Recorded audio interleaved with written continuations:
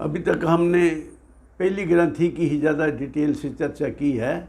दूसरी ग्रंथि है अनित्य में नित्य बुद्धि। शरीर संबंधी प्राणी पदार्थ हैं, सब अनित्य पर लगते हैं नित्य है। ऐसे लगता है कि ना कभी अलग थे ना कभी अलग होंगे, जबकि मिलने से पहले अनादि काल से वो पदार्थ हमें मिले नहीं थे। वो प्राणी और पदार्थ हमसे अलग ही थे और बिछड़ने के बाद भी हमेशा के लिए अलग हो जाएंगे, कभी दोबारा मिलेंगे नहीं। तो मिलने वाला समय का तो पता है कि कब से कब तक है, लेकिन जिससे पहले जब नहीं मिला था वो समय कितना लंबा था उसके बारे में कुछ नहीं कहा जा सकता। और जब ये बिछड़ जाएंगे प्राणी पदार्थ तो फिर कभी मिलने का सवाल ही पैदा नहीं होता। लेकिन लगता नहीं ऐसा। लगता कौन सा सत्य है? लगता ऐसा सत्य है कि ये सदा से ही हमारे साथ हैं, हमारे बच्चे सदा से हमारे साथ ही हैं, हमारे रिश्तेदार सदा से हमारे साथ हैं। लगता सत्य ये है, जबकि ये सत्य नहीं है। जैसा है वैसा लगता नहीं, जैसा लगता है वैसा है नहीं। लगता है वैसा है नहीं जैसा, और है जैसा लगता नहीं वैसा। ये है अनित्य में नित्य बुद्धि। और तीसरी ग्रंथि है अशुचि में शुचि बुद्धि। शरीर अपवित्रता की खान है। लगता है बहुत से साफ, बाहर से सुंदर लगता है शरीर देखने में। हम शरीर में अपने शरीर पर भी आसक्त रहते हैं, दूसरे की सुंदरता पर भी आसक्त हो जाते हैं। लेकिन असलियत ये है कि इस शरीर में मल के सिवा और कुछ नहीं है। कौन सा शरीर ऐसा है जिसमें सुराख नहीं है? कहने में भी ये संकोच होता है। और कौन सा सुराख ऐसा है जिसमें से गंदगी नहीं निकल रही? पसीना निकल रहा है और मालूम सब आप जानते ही हैं, हमेशा गंदगी इसमें से निकलती ही रहती है गंदा बंदा। लगता है बंदा चंगा। जब तक शरीर में है, कोई भी गंदगी जब शरीर में है तो वो तुम्हारा हिस्सा ही है, गंदगी लगती है। जैसे थूक है, थूक शरीर में है तो तब तक तो वो शरीर का हिस्सा ही है, शरीर ही है। जब फेंक देते हैं तो गंदा। ये जो नालियां हैं ये गंदी नहीं थी, ये तो ईंट पत्थर से बनी है, साफ़ सुथरी नालियां हैं। इसकी गंदगी कहाँ से आई? गंदगी हमारे शरीरों से ही निकल कर नालियां गंदी की हमने।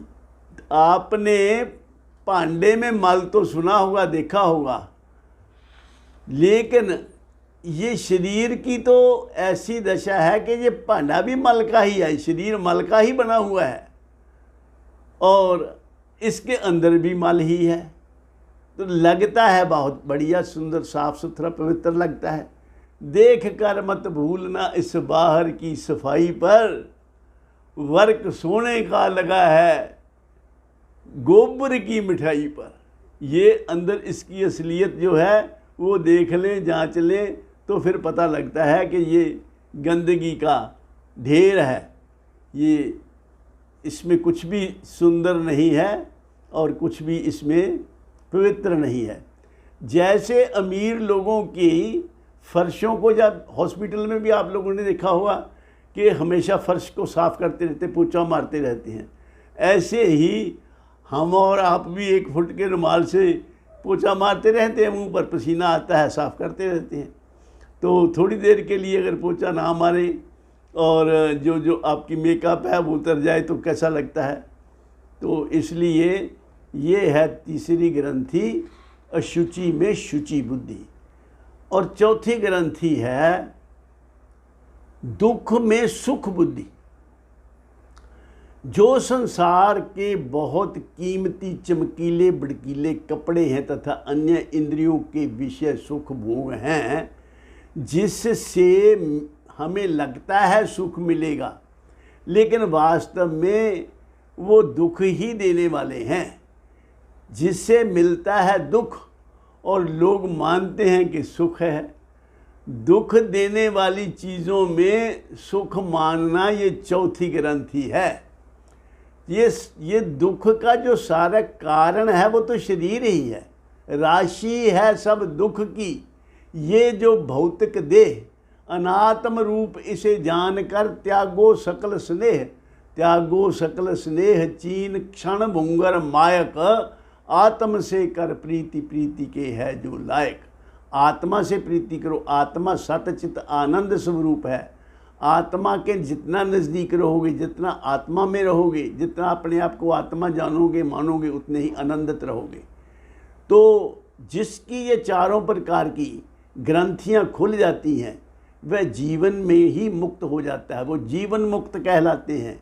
उनकी नकद मुक्ति हो जाती है, उधार मुक्ति नहीं। पुनर्जन्म से तो छूट ही जाते हैं वो, लेकिन जीवन में भी जितनी देर रहते हैं वो मुक्तावस्था का आनंद उठाते हैं और किसी भी स्थिति में वो हमेशा प्रसन्न चित्त रहते हैं, क्योंकि आत्मा का स्वभाव ही सतचित आनंद स्वरूप है। तो इसलिए ये चारों प्रकार की ग्रंथियाँ जिसके जीवन में ही खुल जाए वही भाग्यशाली मनुष्य जीवन मुक्त कहलाता है।